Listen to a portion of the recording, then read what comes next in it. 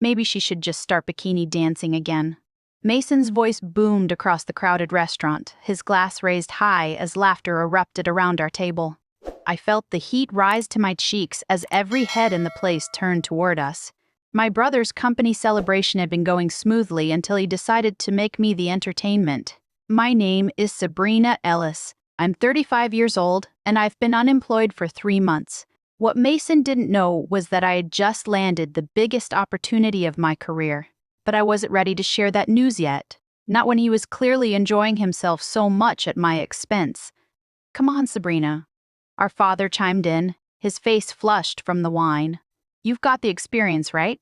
Those college years weren't completely wasted." The table exploded with fresh laughter, and I watched as Mason high-fived our dad like they were fraternity brothers instead of grown men at a professional gathering. I sat there in the corner of the restaurant in Dallas, nursing my water, while my family entertained a room full of Mason's colleagues from Gravora Group, one of the city's most prestigious marketing firms. The celebration was supposed to honor Mason's recent promotion to senior marketing director, but somehow it had turned into a roast session with me as the main course. "Seriously, though," Mason continued, clearly emboldened by the crowd's reaction, "my sister here has been job hunting for months. Maybe it's time to consider alternative career paths." He winked at his boss, who was seated across from us, trying to look amused but clearly uncomfortable with the direction of the conversation. The worst part wasn't the humiliation. It was the fact that everyone believed I was still struggling. They had no idea that 2 weeks ago I had accepted a position that would change everything. I had been sworn to secrecy until the official announcement, but watching my brother parade around like the family success story was testing my patience. "Mason, that's enough." Our mother finally spoke up, though her voice lacked any real conviction. She had always been caught between defending me and avoiding conflict with the men in our family. "What?" "I'm just saying she needs to get creative." Mason shrugged, taking another sip of his cocktail. "The job market is tough out there. Sometimes you have to work with what you've got." I forced a smile and excused myself to the restroom, my hands shaking with a mixture of anger and anticipation. In just a few minutes, everything was about to change, and I couldn't wait to see the look on Mason's face when he realized exactly how wrong he was about my career prospects. Growing up, Mason and I had always been competitive, but somewhere along the way, that healthy rivalry had turned toxic. He was 2 years older and had made sure I never forgot it. While I was studying communications at the University of Texas, Mason was already climbing the corporate ladder, landing his first job at a small advertising agency right out of college. Our parents, particularly our father, had always favored Mason's more traditional path. When I decided to take a brief detour during my junior year, working at a themed restaurant to pay for school, it became family folklore. The job required wearing revealing costumes and performing choreographed dances for the entertainment of customers. It was hardly bikini dancing, but Mason had twisted the story over the years, making it sound far more scandalous than it actually was.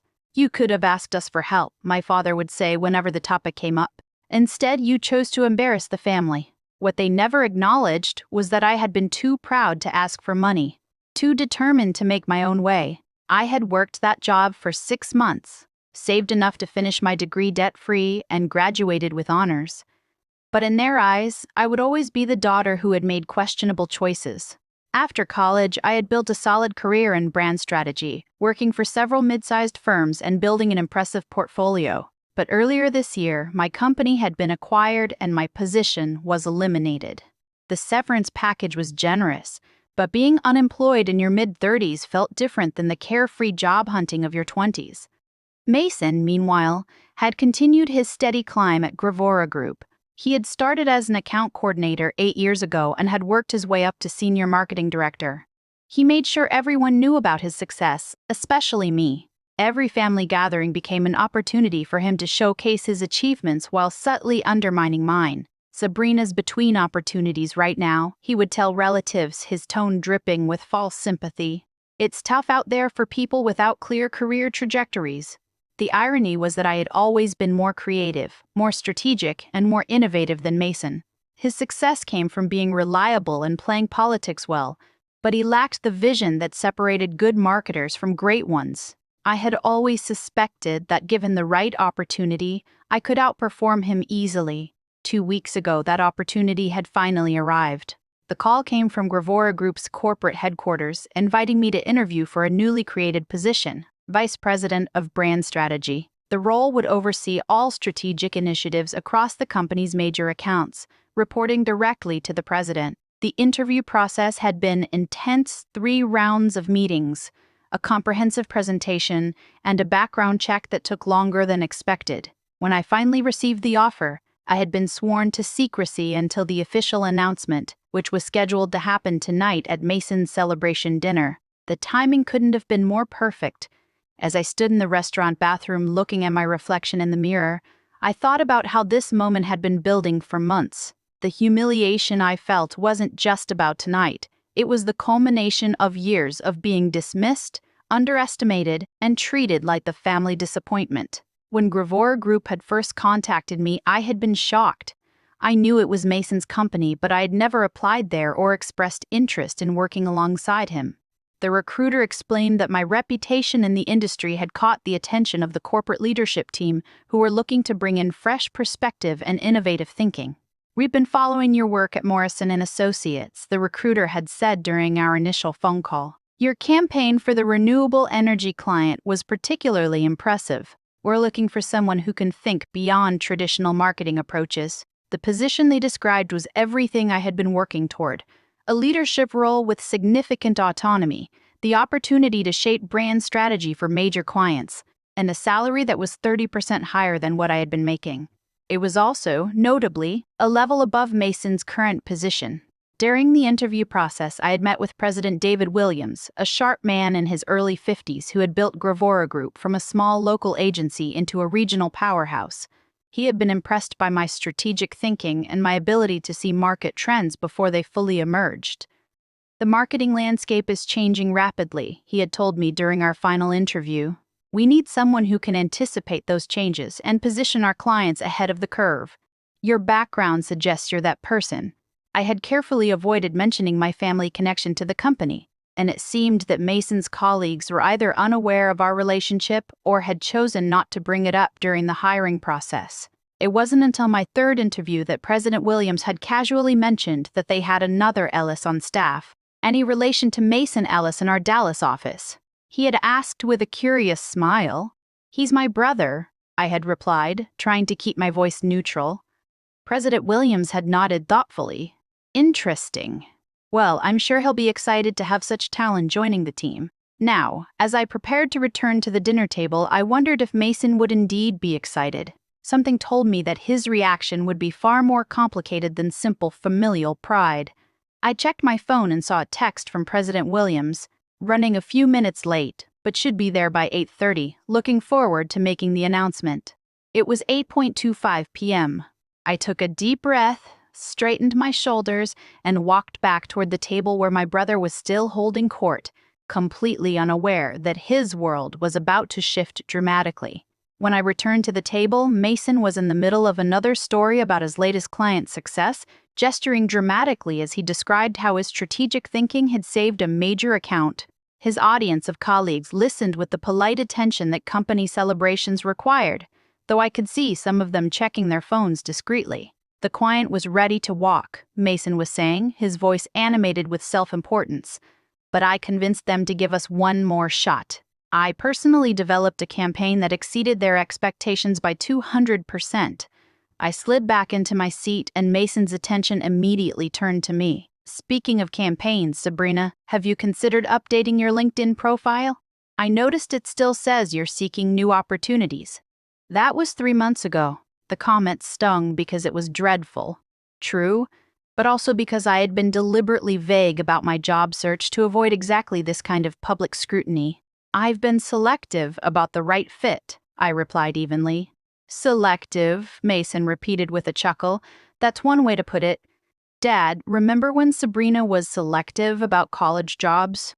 She ended up dancing for tips." Our father laughed, raising his wine glass.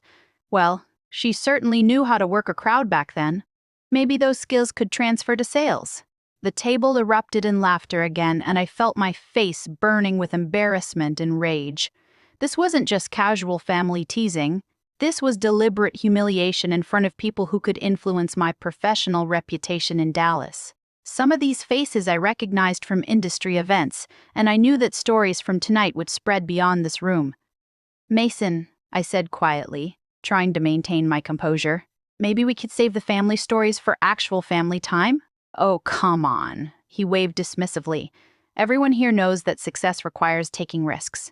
Sometimes those risks don't pay off, and sometimes they lead to interesting life experiences." He winked at his colleagues. "Sabrina has certainly had her share of interesting experiences." I was about to respond when I noticed a subtle shift in the room's energy.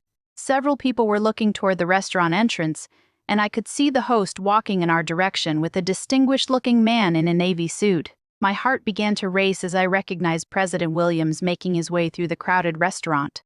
Mason was still talking, oblivious to the approaching figure. "The point is," he continued, "in this industry, you have to be willing to adapt. If traditional career paths aren't working out, maybe it's time to think outside the box." "I mean, Sabrina, you've always been creative." "Good evening, everyone," President Williams interrupted, his voice carrying the natural authority that comes with leadership. The entire table fell silent, and Mason's face immediately shifted into his professional mode. "Mr. Williams." Mason stood up quickly, extending his hand. "Thank you so much for joining us. This is such an honor." "The pleasure is mine, Mason. Congratulations on your promotion. You've done excellent work on the Henderson account." President Williams shook Mason's hand, then let his gaze sweep across the table. "I hope you don't mind, but I have a brief announcement to make." "Of course, sir.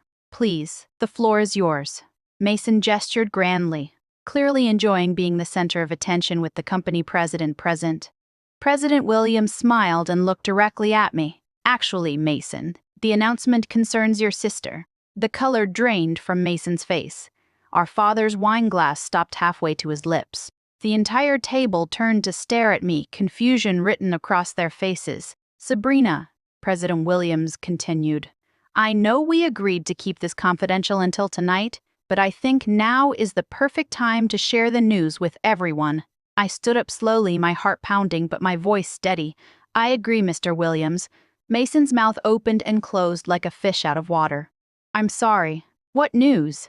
President Williams placed his hand on the back of my chair and addressed the entire table. "Ladies and gentlemen, I'm pleased to announce that Sabrina Ellis has accepted the position of Vice President of Brand Strategy at Gravora Group.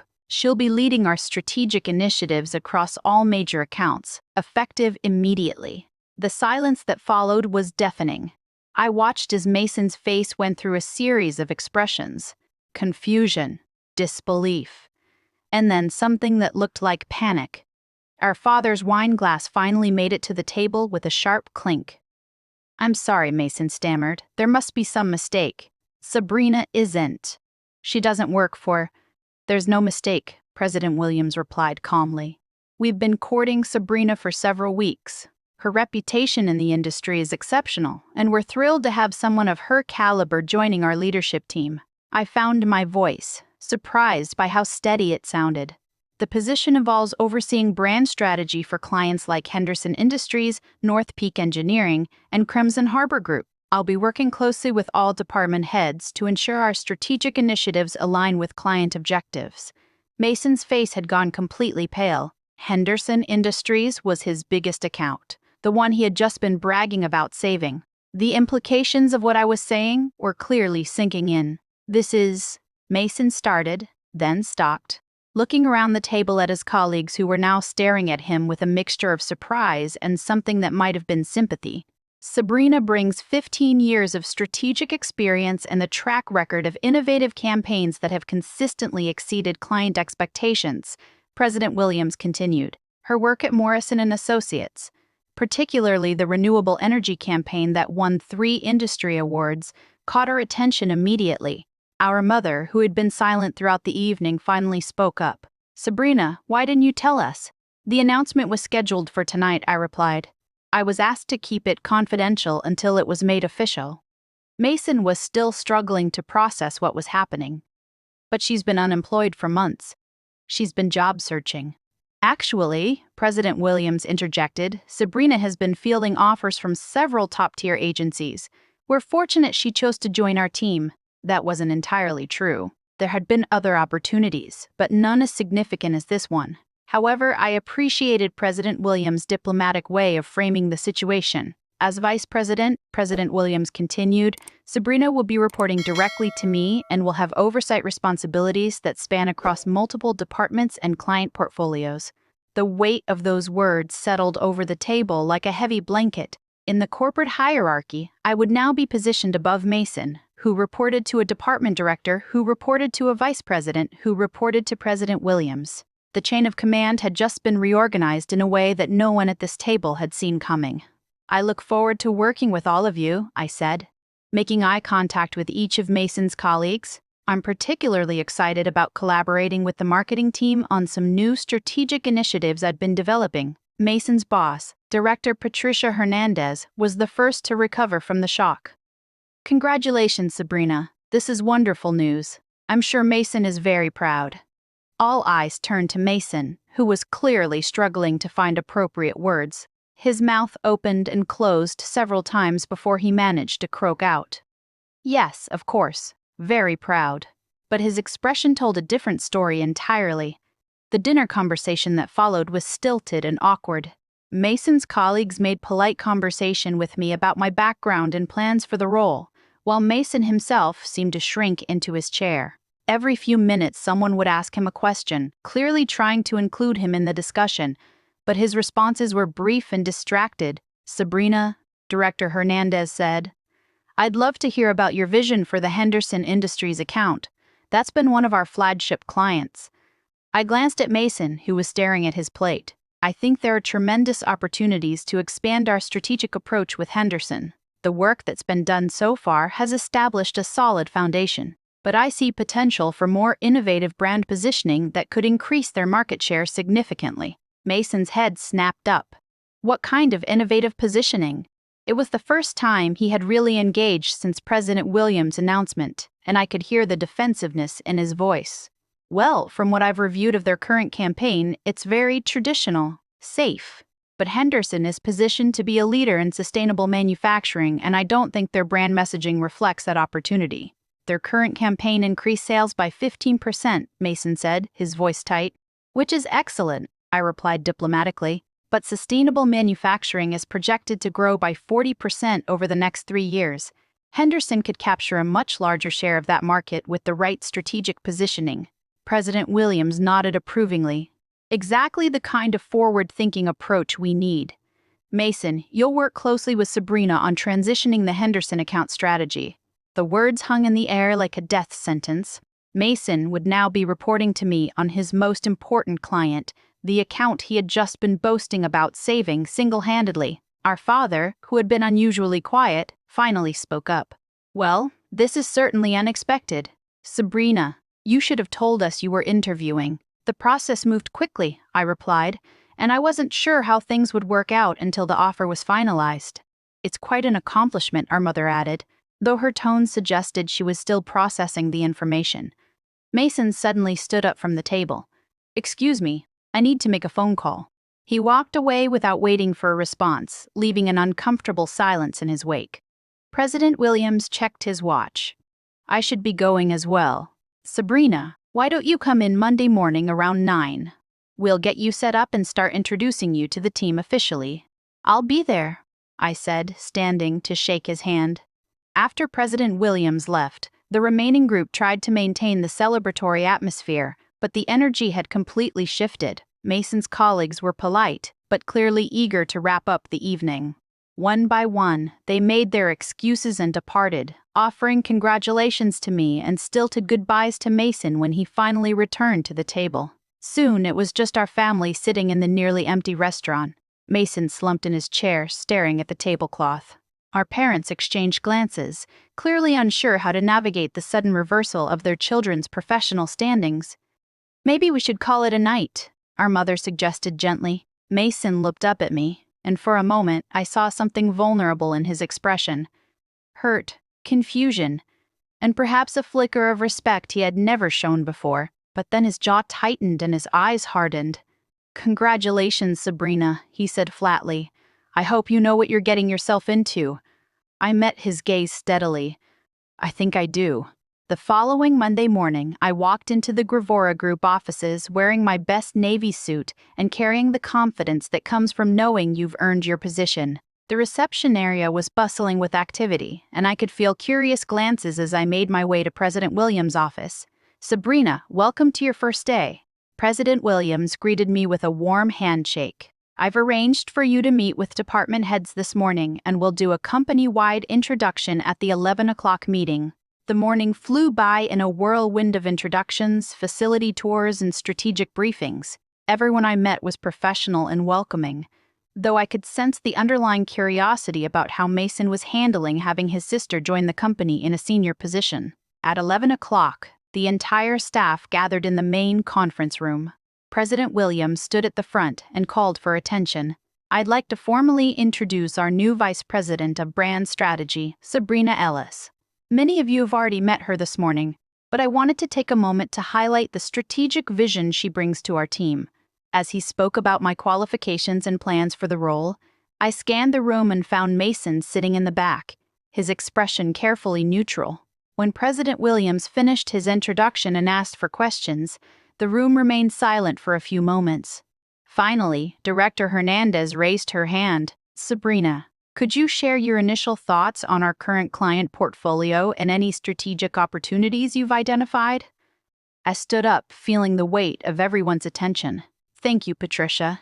After reviewing our client accounts, I see tremendous potential for growth through integrated brand strategies that anticipate market trends rather than simply responding to them." I outlined specific opportunities I had identified for 3 major accounts, including Henderson Industries. As I spoke, I could see heads nodding around the room and noticed several people taking notes. When I finished, President Williams smiled approvingly. "Exactly the kind of strategic thinking we need. I'm confident Sabrina will help us not just meet our clients' current needs, but position them for future success." The meeting concluded with scattered applause, and as people filed out, several colleagues approached me with follow-up questions and expressions of enthusiasm for the new direction. Mason was not among them. Over the following weeks, I threw myself into the work with an intensity that surprised even me. The strategic initiatives I had proposed were approved by President Williams, and I began implementing changes that would position Gravora Group's clients ahead of emerging market trends. The Henderson Industries account became my first major test. Working with Mason's team, I developed a comprehensive rebranding strategy that positioned them as leaders in sustainable manufacturing. The campaign incorporated cutting-edge digital marketing techniques and strategic partnerships that Mason's more traditional approach had never considered. Mason's participation in these meetings was minimal. He provided the basic account information when asked, but offered little input on strategic direction. His colleagues began working directly with me, bypassing him for decisions that required strategic oversight. 3 weeks into my tenure, President Williams called me into his office. "The Henderson Industries campaign is exceeding expectations already," he said, reviewing the preliminary metrics on his computer screen. "Client engagement is up 35%, and they've received inquiries from potential partners who are specifically interested in their sustainability initiatives." "The team has done excellent work implementing the strategy," I replied diplomatically.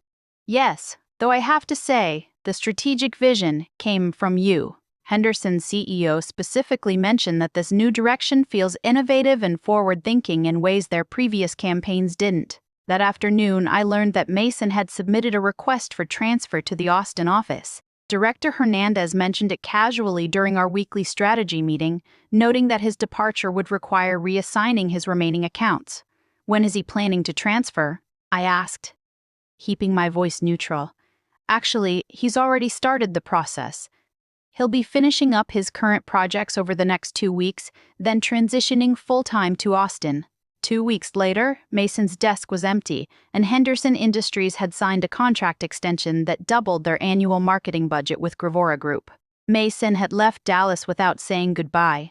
Mason's hasty departure from Dallas didn't go unnoticed in the marketing industry. Word spread quickly that he had transferred to a smaller office after his sister was hired in a position above him, and the professional community drew their own conclusions about his capabilities versus mine. His reputation as a strategic thinker was permanently damaged, and the Austin office, aware of the circumstances surrounding his transfer, gave him smaller accounts and limited responsibilities. Within 6 months, Mason had left Gravora Group entirely, taking a significant pay cut at a smaller agency where he struggled to rebuild his credibility. Our father, who had spent years bragging about Mason's corporate success, found himself making awkward explanations to relatives and neighbors about why his son had suddenly moved to a lesser position. The family dynamic shifted permanently, with our parents finally recognizing that their assumptions about both their children had been completely wrong. 6 months into my role as vice president, I stood in my corner office overlooking downtown Dallas, reviewing the quarterly reports that showed unprecedented growth across all our major accounts. Henderson Industries had become our flagship success story, leading to 3 new major client acquisitions who specifically requested to work with me. The strategic initiatives I had implemented were being studied by other agencies as industry best practices, and I had been invited to speak at the National Marketing Strategy Conference in Chicago.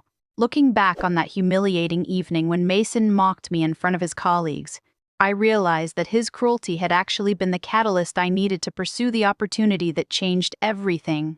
Sometimes the sweetest revenge isn't about destroying your enemies. It's about rising so far above them that their opinions become irrelevant, and their attempts to diminish you only serve to highlight your own brilliance.